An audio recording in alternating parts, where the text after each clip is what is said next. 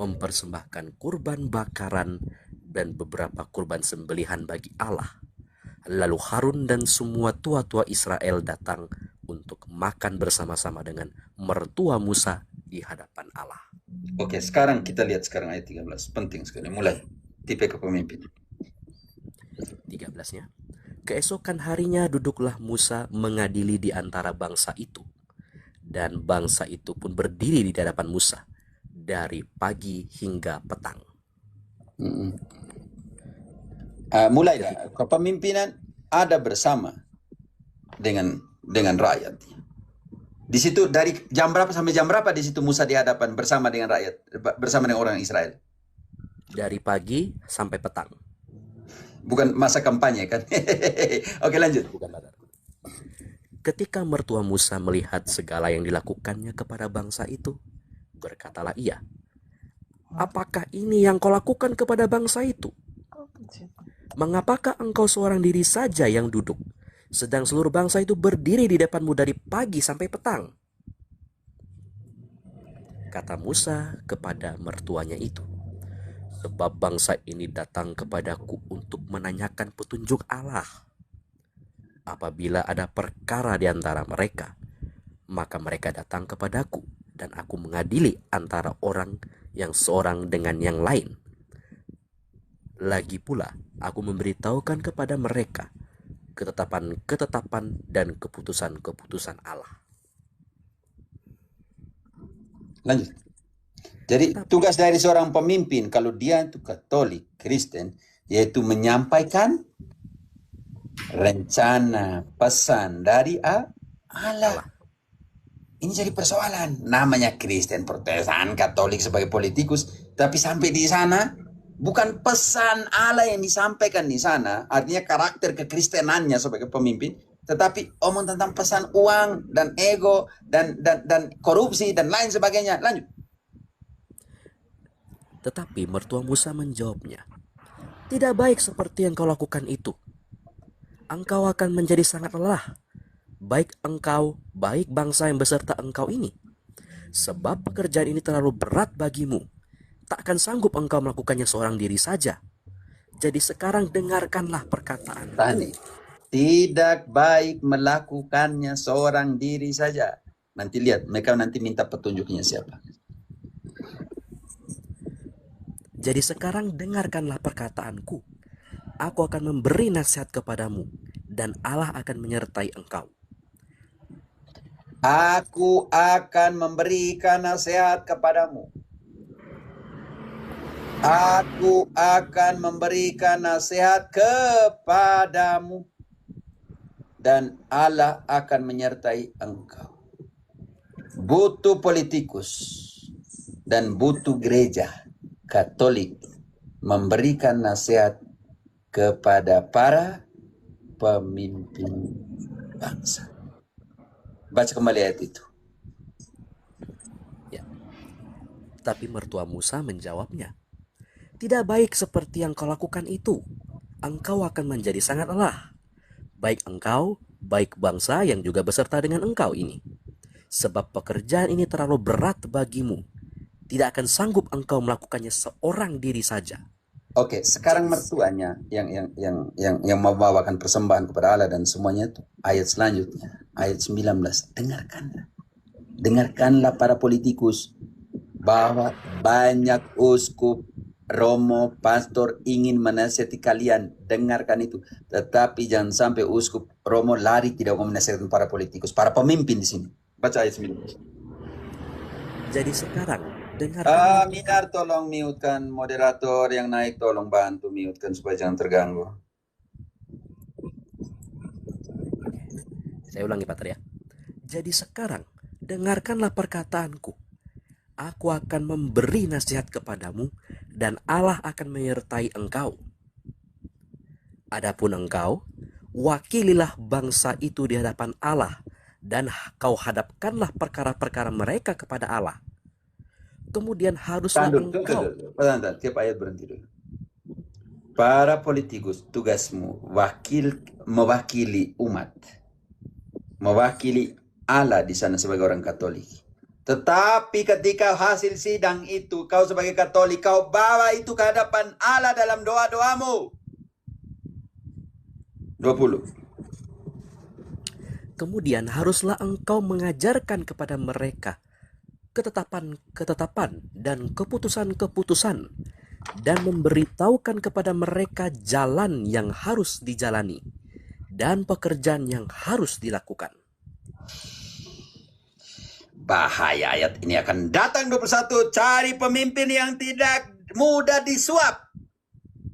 21. Katolik, jangan pilih pemimpin yang suka disuap.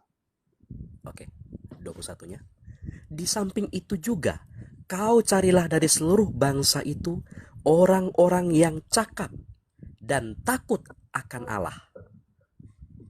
Orang-orang yang dapat dipercaya dan yang benci pada pengejaran suap.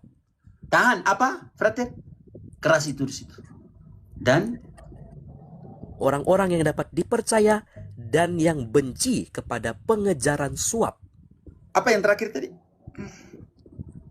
Pengejaran suap. Yang apa tadi, frater? Pengejaran suap. Baca kembali untuk Katolik, para politikus Katolik. Baca kembali ayat itu. 21. Di samping itu, haruslah kau cari dari seluruh bangsa itu orang-orang yang cakap dan takut akan Allah, orang-orang yang dapat dipercaya dan yang benci kepada pengejaran suap. Baca apa yang terakhir tadi? Pengejaran suap. Artinya dalam bahasa Indonesia apa? Korupsi. Setelah itu, yang orang-orang yang bebas dari itu, maka tempatkan Tempatkanlah mereka di antara bangsa itu menjadi pemimpin 1.000 orang, pemimpin 100 orang, pemimpin 50 orang, dan pemimpin 10 orang. Artinya, walaupun kecil jumlah orang yang dipimpin, punya standar di atas. Standarnya di mana? Cakap, takut akan Allah, tidak mengkhianati kepercayaan rakyat, dan yang benci kepada pengejaran suap.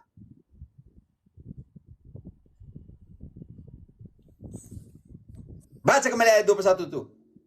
Itu para politikus Katolik. 21-nya. Di samping itu, haruslah kau cari dari seluruh bangsa itu orang-orang yang cakap dan takut akan Allah, orang-orang yang dapat dipercaya dan yang benci kepada pengejaran suap. Setelah itu, kriteria seperti itu, sekarang tempatkan mereka di mana? Kemudian tempatkanlah mereka di antara bangsa itu menjadi pemimpin 1.000 orang, pemimpin 100 orang, pemimpin 50 orang, dan pemimpin 10 orang. Berapa kriteria untuk jadi pemimpin yang kecil saja? Untuk 10 orang, untuk 100 orang, untuk 1.000 orang. Pemimpin kecil, leader kecil saja. Yang pertama, engkau harus apa, frater? Orang yang cakap. Cakap. Yang kedua, takut akan Allah. Ini korupsi tapi pergi terima hosti, tidak takut akan Tuhan Allah. Waktu sidang tentang proyek, lupa bahwa Tuhan Allah adalah pemilik dari seluruh. Waktu suruh orang tebang hutan, tidak pikir bahwa pemilik dari hutan itu siapa yang menciptakan itu. Inilah gambaran seorang politikus Katolik yang takut akan Allah. Apalagi? Yang ketiga, yang dapat dipercaya. Waktu kampanye semua seorang percaya bahwa dia punya janji-janji. Buat ini, buat ini, buat ini, buat itu. Tapi setelah jadi bupati, setelah jadi DPR, setelah jadi gubernur, lupa mereka punya janji. Bagaimana orang mau percaya? Yang keempat, 4 kriteria kepemimpinan. Yang terakhir, yang keempat, benci kepada pengejaran suap. Benci kepada korupsi. Karena itu model kepemimpinan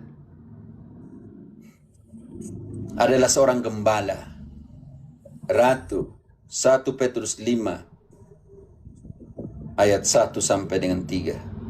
Model kepemimpinan yang tidak pikir untuk cari keuntungan.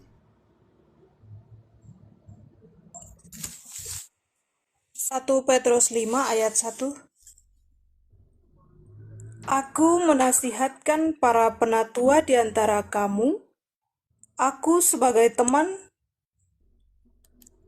presbiter dan saksi penderitaan Kristus, yang juga akan mendapat bagian dalam kemuliaan yang akan dinyatakan kelak.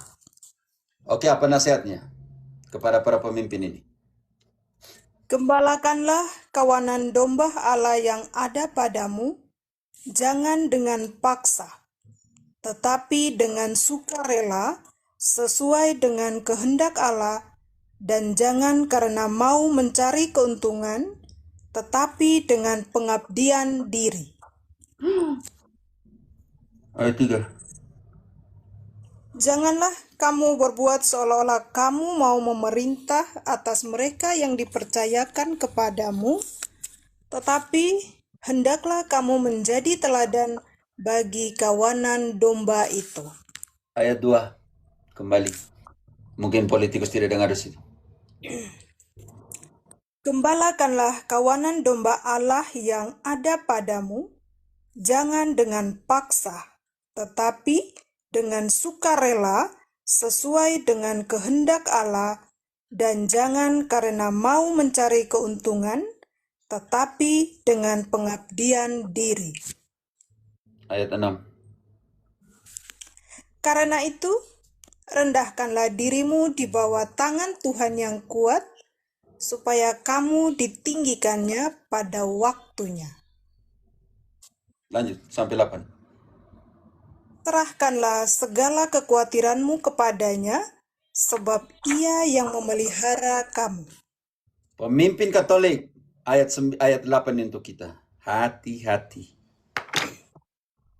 Sadarlah dan berjaga-jagalah.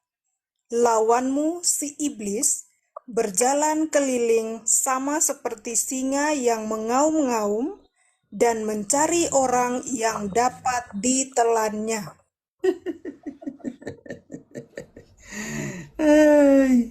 Iblis itu seperti singa mengaung-ngaung cari siapa yang harus ditelan. Oh, ini kita pakai untuk dosa ini. Oh, kita pakai untuk korupsi ini. Kita pakai untuk ini. Kita pakai untuk ini. Hati-hati pemimpin Katolik. Saya tuh sayang kalian ya.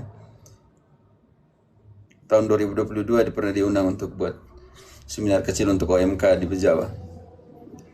Tentang apa ya?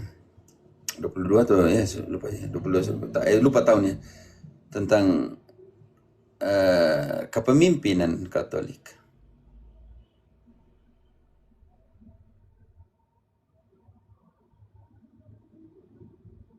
Tolong ya. Tidak apa tuh? Dengan mengatakan yang benar saya adalah musuh. Galatia 4 ayat 16 tidak. Tidak. Saya juga tidak apa kalau mati di dunia. Kalau mati karena omong yang benar juga saya tidak takut.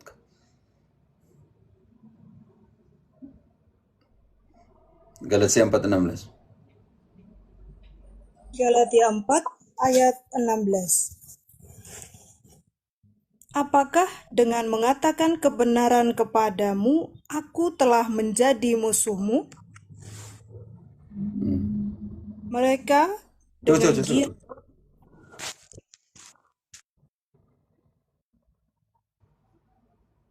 Apakah dengan mengatakan yang benar, aku akan menjadi musuh?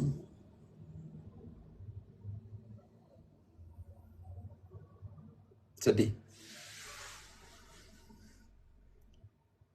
Pemimpin bukannya untuk melayani.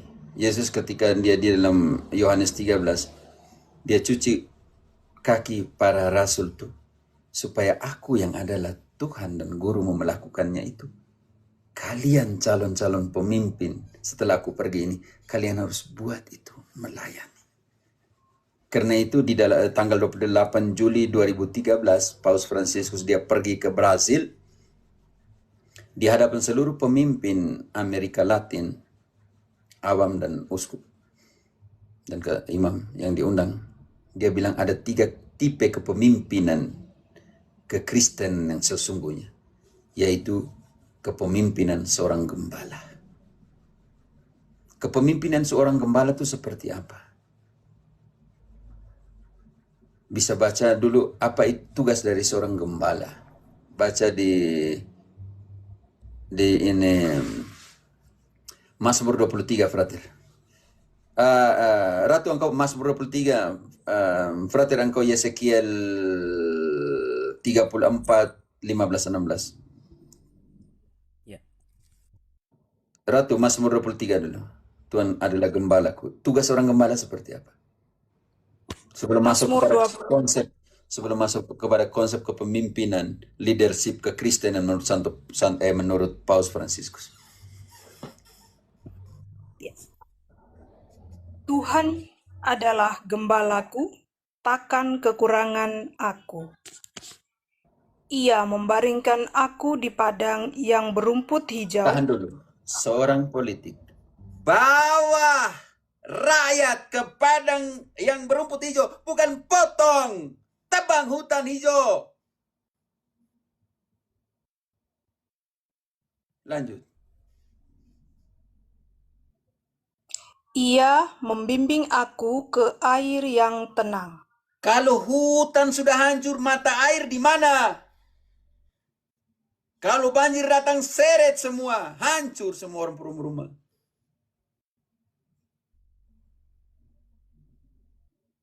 Bagaimana kalau tidak ada pohon?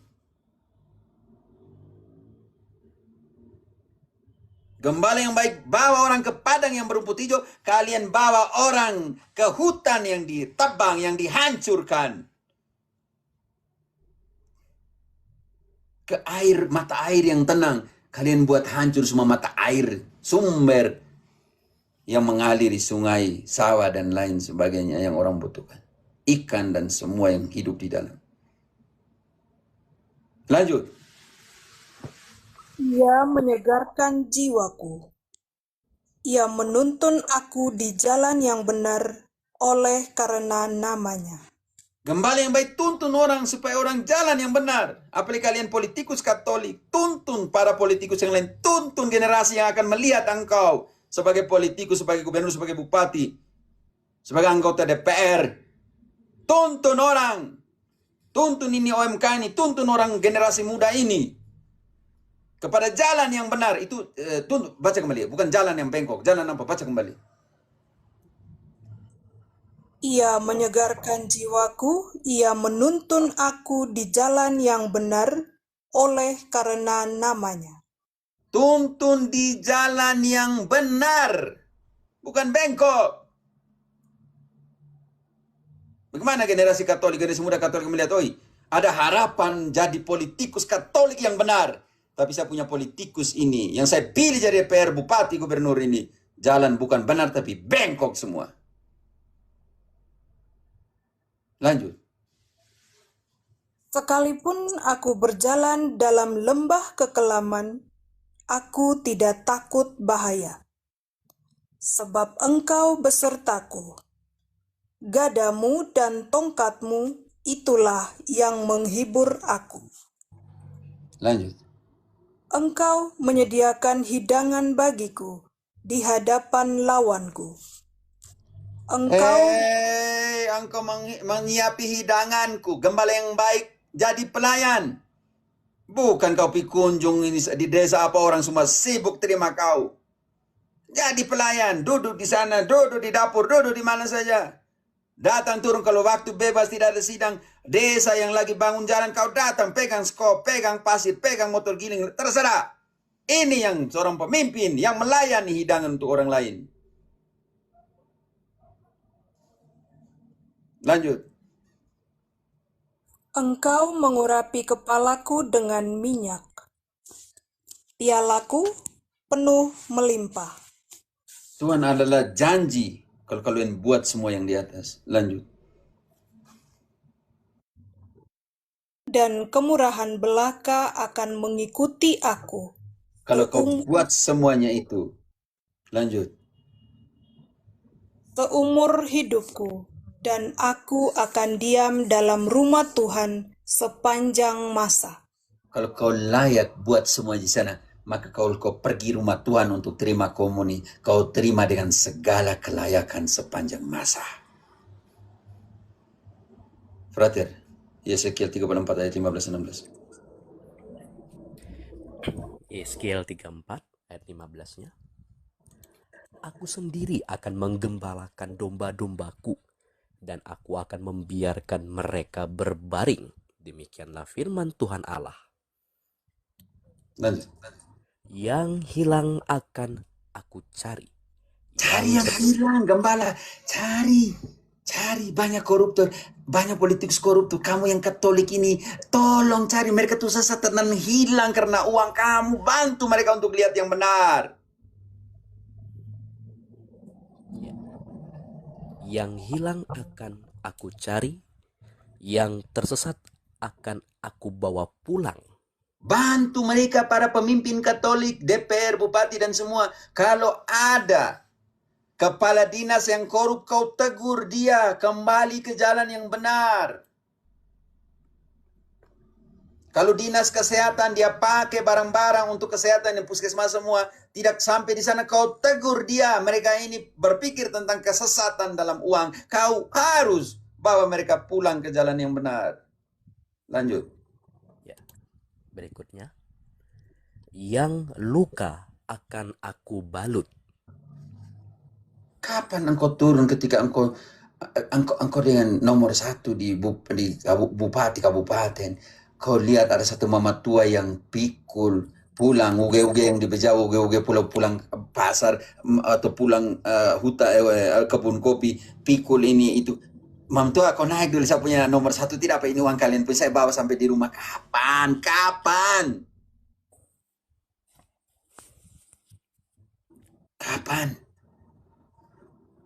Kapan kau temani bidan, perawat, pergi, kepala dinas kesehatan, kapan kau temani yang naik turun gunung di Indonesia, para bidan, para perawat. Antara mati dan hidup harus selamatkan partus dari seorang ibu. Kapan?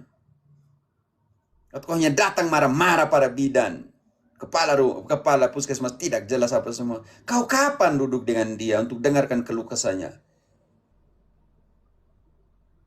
Kau kapan sembuhkan mereka punya luka yang bersama dengan engkau? Kau kapan pergi ke satpam di sana, kau duduk dengan dia? Kau tahu keluh kesahnya? Kapan? Lanjut. Yang sakit akan aku kuatkan.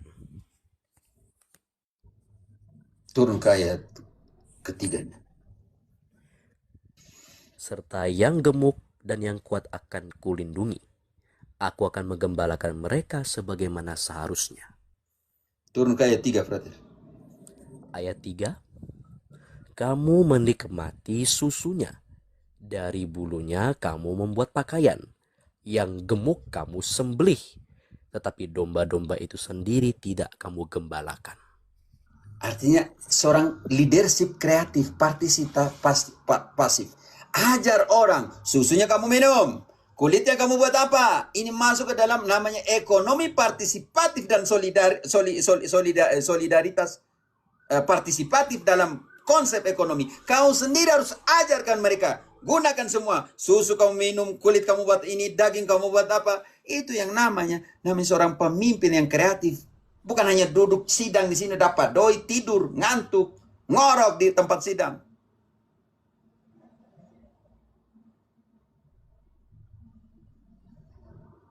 Ayat 4. Yang lemah tidak kamu kuatkan. Itu kontras yang dari sana ya. Situasi politik kita, situasi politik Indonesia seperti ini. Kepemimpinan Indonesia yang Katolik, saya bilang ya maaf, yang Islam, yang Protestan saya omong di sini. Yang Katolik, minta maaf kalau kalian marah sebagai saudara Katolik, marahlah tidak apa. Makanya yang di bawah ayat 15 ke sana tuh kontras dengan situasi yang ada di sini. Situasi di sini nih. Kamu tidak ajarkan mereka minum susu, kamu tidak ajarkan mereka gunakan kulit sebagai kreatif, efektifnya seperti apa, efektivitas dari sebuah produk seperti apa, kalian tidak tahu. Sekarang yang lemah apa brother? Kamu tidak kuatkan. Itu situasi yang sekarang politik kita punya. Ya. Yang lemah tidak kamu kuatkan, yang sakit tidak kamu obati, Apalagi? yang luka tidak kamu balut, Apalagi? yang tersesat tidak kamu bawa pulang, Lanjut. yang hilang tidak kamu cari, melainkan kamu menginjak-injak mereka dengan kekerasan dan kekejaman. Itu yang terjadi. Tolong para politikus Katolik, anggaplah ini ajaran sosial gereja. Saya tidak sentuh semua hasil konsili, tapi saya sentuh kitab suci bagaimana Allah Yahweh berhadapan dengan kecurangan dalam kepemimpinan, krisis kepemimpinan di dalam dunia Yudaisme pada saat itu. Baca kembali ayat 4-nya. Kamu pakai untuk injak-injak peras harga diri bangsa Indonesia ini. Ya. Ayat 4-nya. Yang lemah tidak kamu kuatkan, yang sakit tidak kamu obati, yang luka tidak kamu balut, yang tersesat tidak kamu bawa pulang, yang hilang tidak kamu cari, melainkan kamu menginjak-injak mereka dengan kekerasan dan kekejaman. Dan kamu sekarang ayat berikutnya, pukulan terberat. Kamu menjadikan rakyat sebagai binatang buruan dan dijadikan sebagai bahan makanan. Dengan demikian mereka pun terserak-serak, oleh karena gembala tidak ada. Dan mereka menjadi makanan bagi segala binatang di hutan. Domba-dombaku berserak dan tersesat di semua gunung dan di semua bukit yang tinggi. Ya, di seluruh tanah itu domba-dombaku berserak, tanpa seorang pun yang memperhatikan atau yang mencarinya. Sekarang ayat ke-7. Tuhan ambil alih kegemalan. Oleh sebab itu, hai para gembala, dengarlah firman Tuhan. Oleh sebab itu, hai para gembala. Semua Bapak Usku dan imam-imam dengar ini juga. Semoga Bapak Usku dan imam-imam dengar ya. KWI dengar semua juga ya.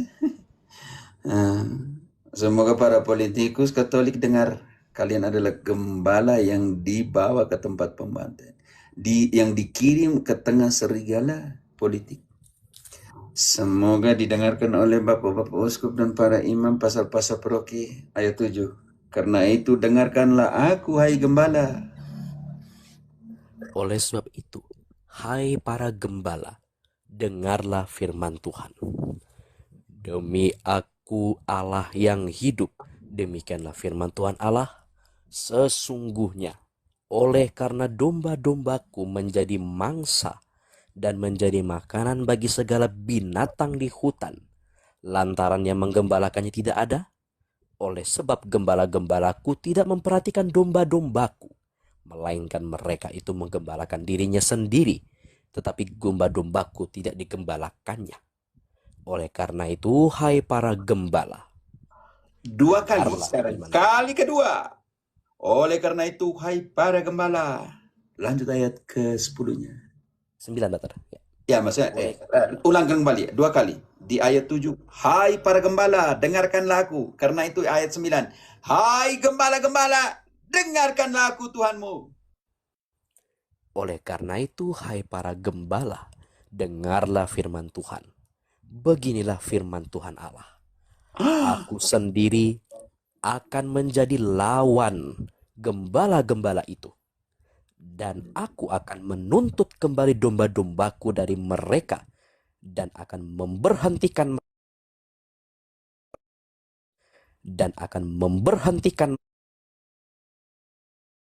Baca kembali ayat 10-nya dibaca ulang. Rusak. Ya, keras Batar ini. Beginilah firman Tuhan Allah. Aku sendiri akan menjadi lawan para gembala itu, dan aku akan menuntut kembali domba-dombaku dari mereka, dan aku akan memberhentikan mereka menggembalakan domba-dombaku. gembala-gembala itu tidak akan terus lagi menggembalakan dirinya sendiri.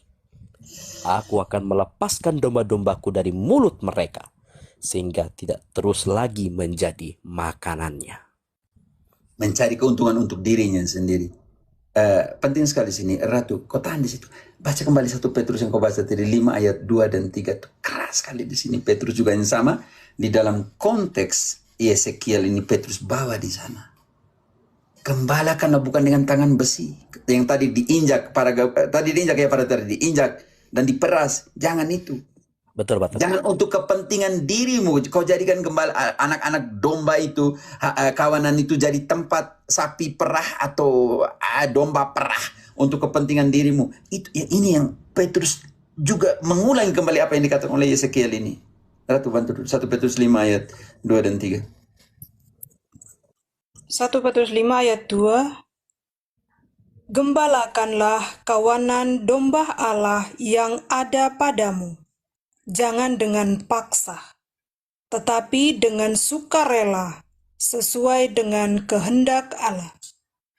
Dan jangan karena mau mencari keuntungan, tetapi dengan pengabdian diri. Janganlah kamu berbuat seolah-olah kamu mau memerintah atas mereka yang dipercayakan kepadamu. Tetapi hendaklah kamu menjadi teladan bagi kawanan domba itu. Ayat 9. Menderita. Jadi gembala Katolik, politikus Katolik harus lawan arus untuk menderita. Tidak apa. Karena engkau menolak korupsi, engkau tidak mau terima uang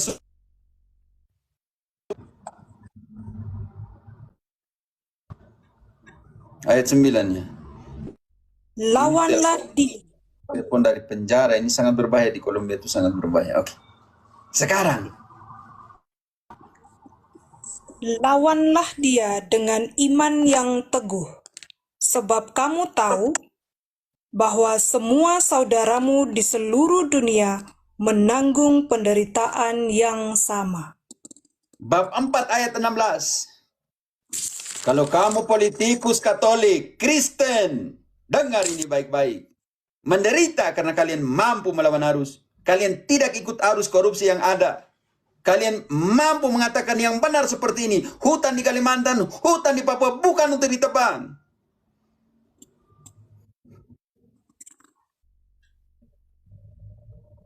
Bab 4 ayat 16. Tetapi, Kalau saya bilang itu 1 Petrus, oke. ya, tetapi jika ia menderita sebagai orang Kristen, maka janganlah ia malu, melainkan hendaklah ia memuliakan Allah dalam nama Kristus itu. Frater, ayat 10 dibaca kembali. Oke, ayat 10-nya. Beginilah firman Tuhan Allah. Aku sendiri akan menjadi lawan para gembala itu, dan aku akan menuntut kembali domba-dombaku dari mereka, dan akan memberhentikan mereka menggembalakan domba-dombaku.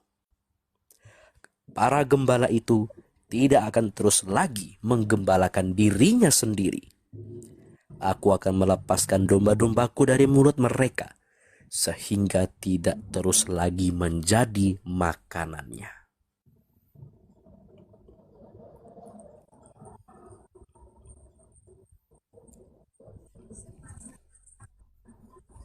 Oke, itu terminologinya ini ya, yang terjadi sekarang ya. Oke, karena Pater masih ada urusan mungkin di bawah. Oke, ini saya sapa dulu. Ini ada Korisema sama Paman Tom. Halo. Prater. Oke, Paman Tom, ya. Ada ya. Oke, sip. Korisema ini, halo. Kita ke Ratu ini. Oh ya maaf, Koresema. Tidak tahu Koresema ada di sini atau tidak. Kalau tidak kita turunkan sebentar, biar saya selesaikan tema politik dulu. Oke, Frater, ayat ke-11-nya.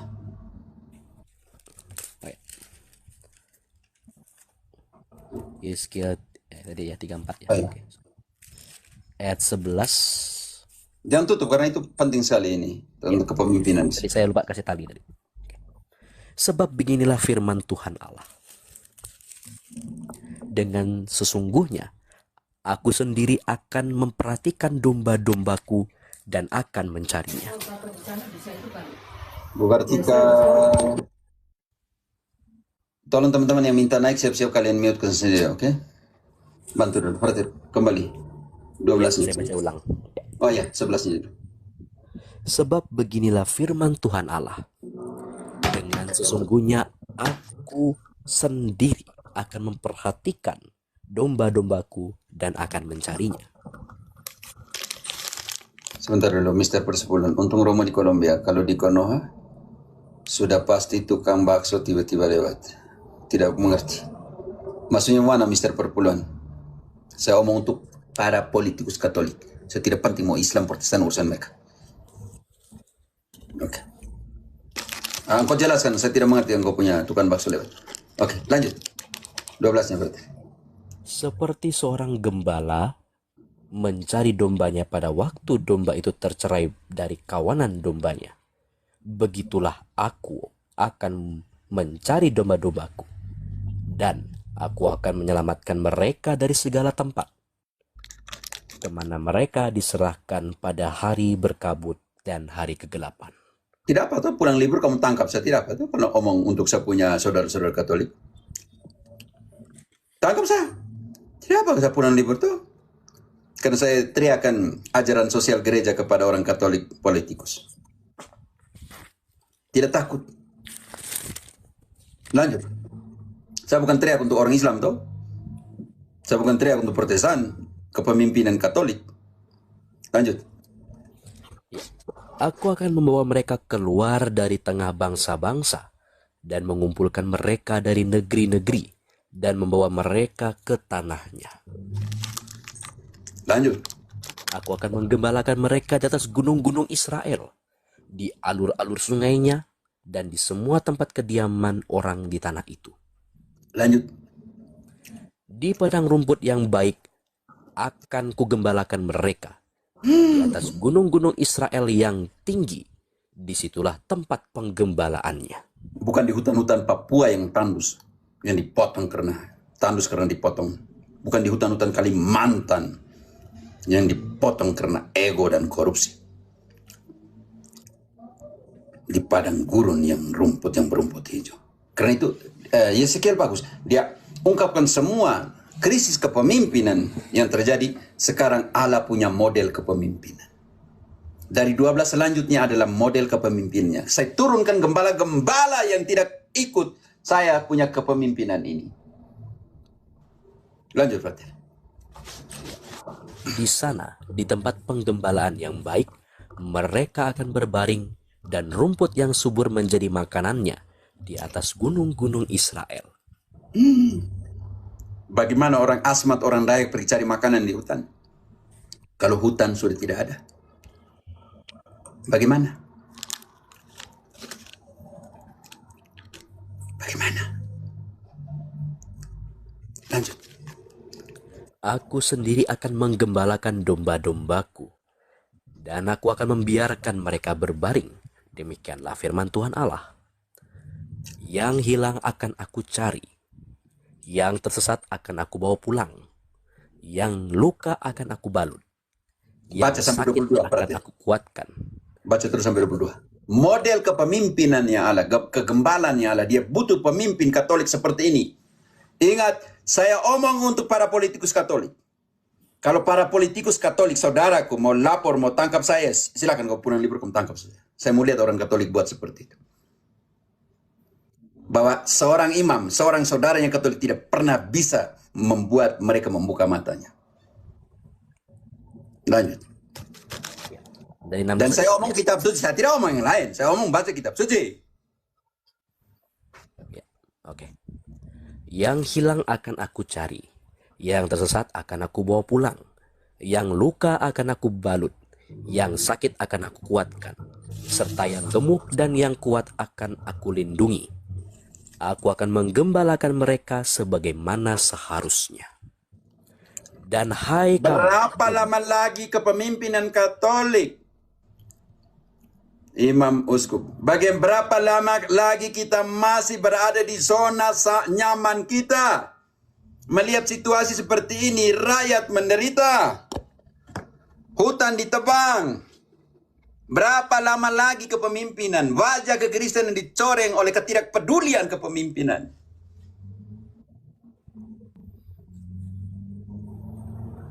Lanjut.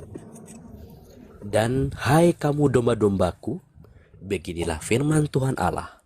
Sungguh, aku akan menjadi hakim dari antara domba dengan domba, dan di antara domba jantan dan kambing jantan. Apakah kamu belum cukup bagimu bahwa menghabiskan padang rumput yang terbaik? Mesti pulakah kamu menginjak-injak padang rumput dan yang lain-lain dengan Tahan kakimu? dulu. Tidak cukupkah? Tuhan bilang, tidak cukupkah kamu menghabiskan padang rumput itu? Tidak cukupkah hutan sudah ditebang itu? Baca kembali ayat itu. Dan kamu hai domba-dombaku, beginilah firman Tuhan Allah. Sungguh, aku akan menjadi hakim di antara domba dengan domba, dan di antara domba jantan dan kambing jantan. Apakah belum cukup bagimu bahwa kamu menghabiskan padang rumput yang terbaik? Apakah belum cukup untukmu menghabiskan hutan yang terbaik bagi Indonesia? Lanjut. Mesti pulakah kamu menginjak-injak padang rumput yang lain dengan kakimu? Masih pula ke kamu mau menginjak hutan-hutan yang lain?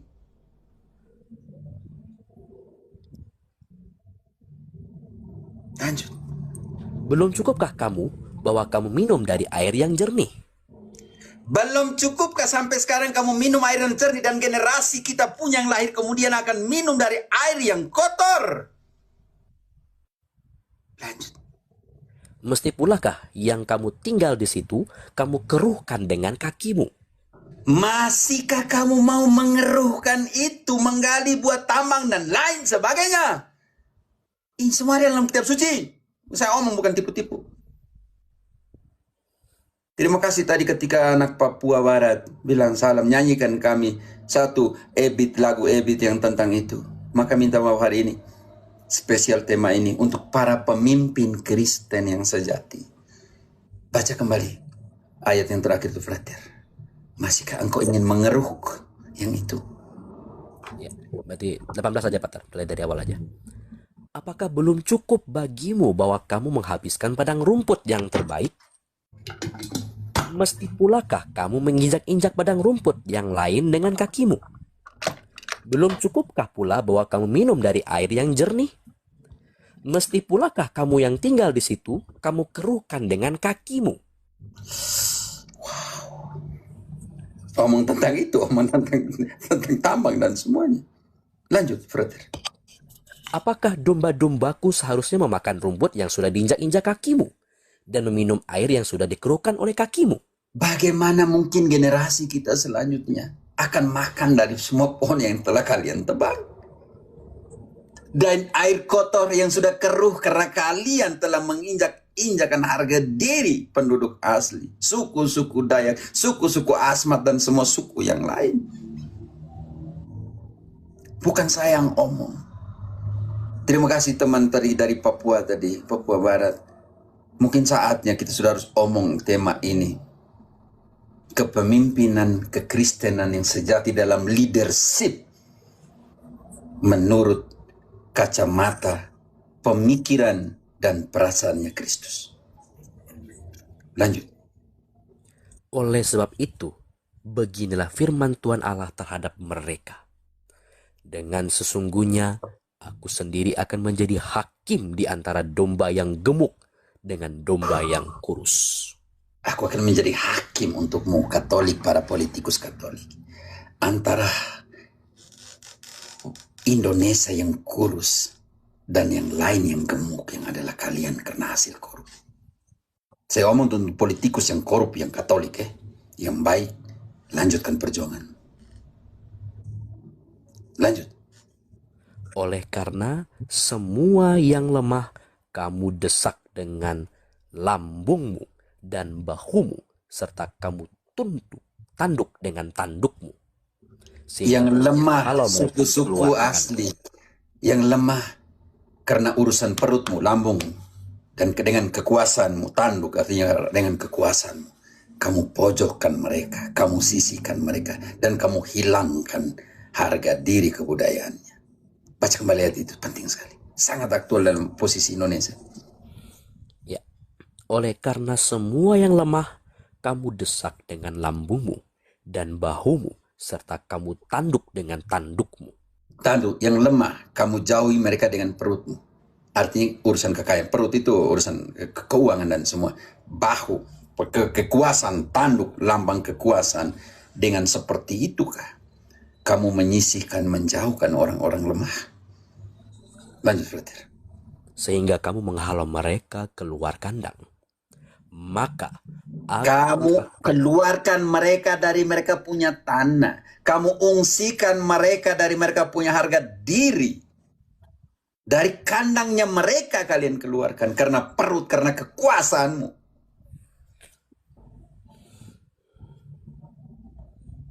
Lanjut. Ya. Maka aku akan menolong domba-dombaku supaya mereka jangan lagi menjadi mangsa, dan aku akan menjadi hakim di antara domba dengan domba. Lanjut.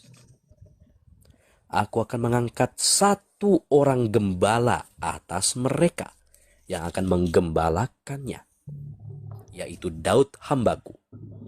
Dia akan menggembalakan mereka dan menjadi gembalanya. Dan aku, Tuhan, akan menjadi Allah mereka, serta hambaku Daud menjadi raja di tengah-tengah mereka. Aku Tuhan yang mengatakan semuanya ini. Aku Tuhan yang mengatakan semuanya ini. Masih ada harapan baru. Seorang gembala seperti Daud.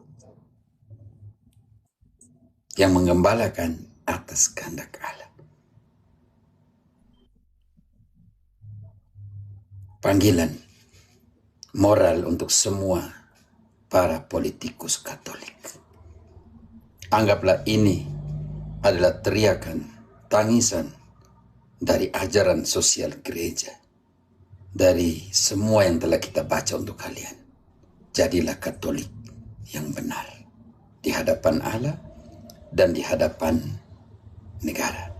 Pro patria et ecclesia. Kepada bangsa dan kepada gereja.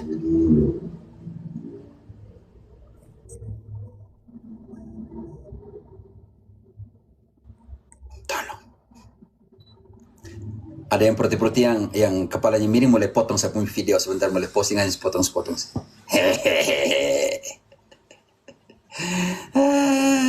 Oke.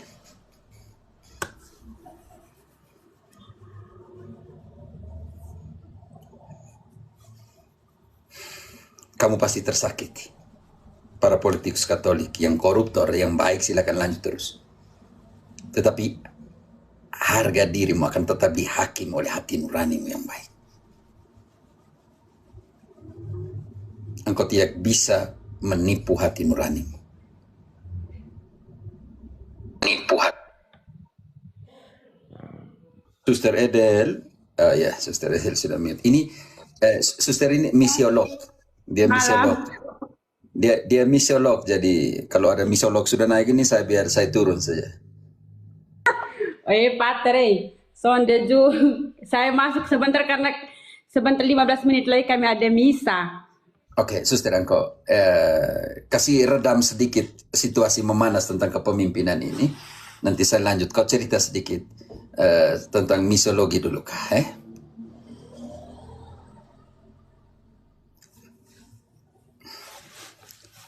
Suster ini dia tidak mau omong tentang misiologi ini, biar sudah. Oke, berarti saya rangkum setelah membaca masih banyak ayat tentang kepemimpinan kegembalan dalam kitab suci.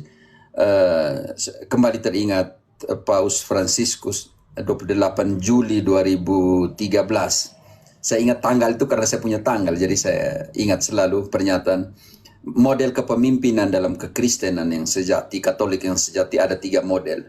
Yang pertama, gembala yang baik, pemimpin yang baik harus ada di depan kawanannya. Bukan untuk menunjukkan jalan, lebih dari menunjukkan jalan adalah berani mengambil resiko.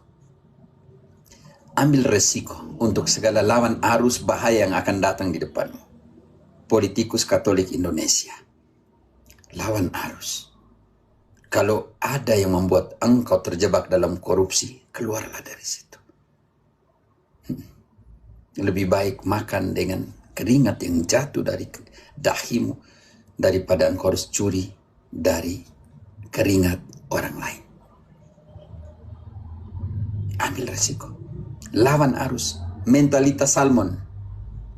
Ikan salmon itu kalau dia mau berikan yang terbaik untuk generasi yang baik, kalau dia mau taruh dia punya telur, dia harus berenang di mana sampai kepada tempat di mana airnya jernih dan di mana mata air sungai itu lahir. Dia tahu bahwa dia harus lawan arus untuk memberikan generasi yang terbaik. Yang kedua, jangan sampai kita punya mentalitasnya udang. Udang itu dia taruh dia punya kotoran, semua dia punya kepala.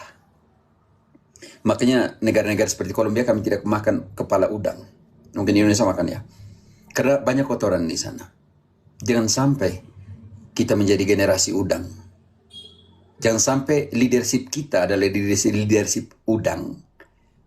Yang ada di dalam kepalanya adalah kotoran, negativisme. Dan ingat, ada pepatah Spanyol yang mengatakan, el camarón que duerme lo lleva corriente. Udang yang tidur akan dibawa oleh arus. Jangan sampai leadership kita, kepemimpinan kita mudah dibawa arus.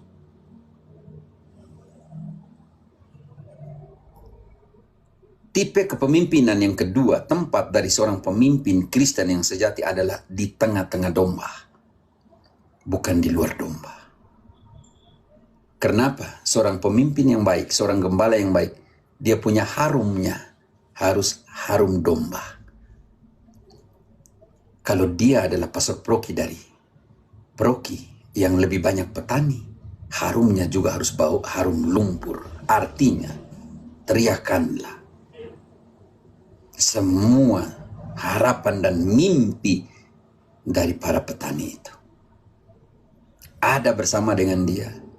Berlumpur karena kerajaan surga. Di dalam panggilan ketika di Rio Janeiro atau di Spanyol atau di Panama, saya lupa, Franciscus bilang begini, orang muda Katolik, jadilah anak jalanan Kristus. Yang berlumpur karena Kristus, yang berlumpur karena pewartaan. Jangan sampai kegembalaan kita di kampung lebih banyak asistensinya di kota. Jangan sampai lebih banyak kunjung rumah orang-orang yang kasih kita uang daripada orang-orang paroki kita yang Mama Santa Ana, yang ini dewan yang tidak punya uang, kita tidak kunjung. Jangan sampai. Jangan sampai kita hadir dalam undangan-undangan yang terhormat, sedangkan kita tidak bisa menjadi undangan ketika seorang miskin, nelayan, petani, yang kerja jadi buruh, ketika mereka juga malu untuk undang kita. Undanglah dirimu sendiri, duduk dengan mereka. Di rumah mereka yang kumuh, di pondok mereka duduklah. Saya kalau cuti itu duduk di pasar dengan mama, papa lele, mama lele, kalau di NTT itu duduk. Ngobrol, kadang orang saya senang juga. Mancing Mancing dengan yang nelayan yang duduk di batu. Duduk di dermaga di Mombaut, santai saya punya.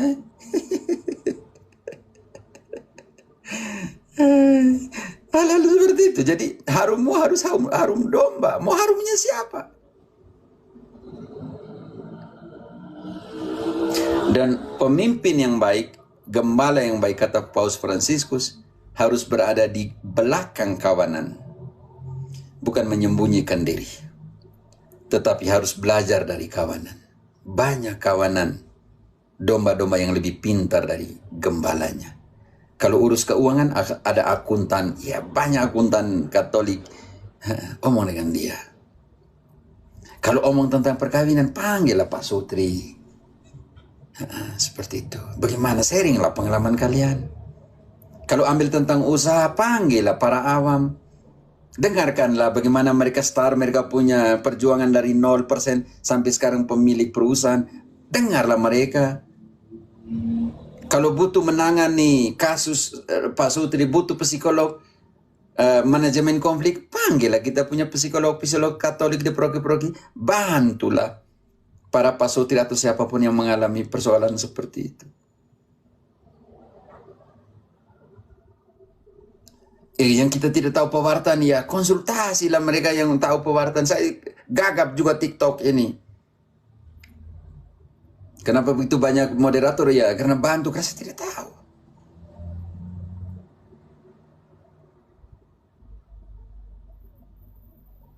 Seperti itu.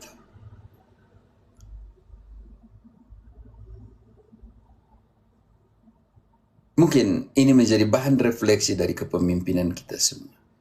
Kalau jadi kepala sekolah di kampung atau di mana engkau Katolik, lihatlah ke tadi semua prinsip kepemimpinan yang telah kita baca tadi. Tolong itu. Kalau jadi anggota Dewan Paroki, tunjukkan itu kepemimpinan seperti itu.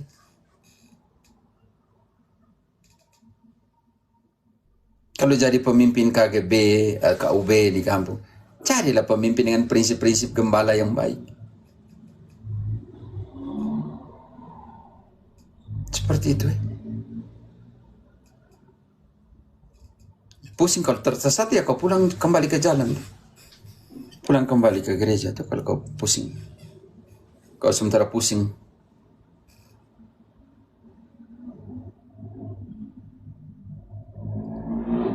Begitu. Oke, silakan. Lagi setengah jam, teman-teman. Mau makan siang. Terima kasih kalian sudah buat saya omong refleksi tentang leadership kepemimpinan politik dari para politikus Katolik. Sesuai dengan kitab suci, saya tidak omong nalar sembarang. Yang telah kita baca semua kitab suci kok. Sudah semua tertulis.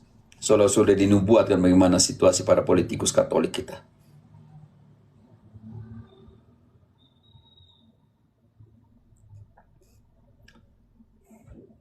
Kartika. Halo Bu Kartika. Oh ya Bu Kartika.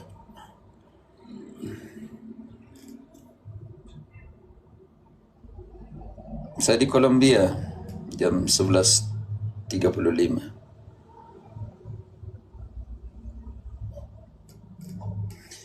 Kakak Christine, saya pikir engkau kemana Christine ini?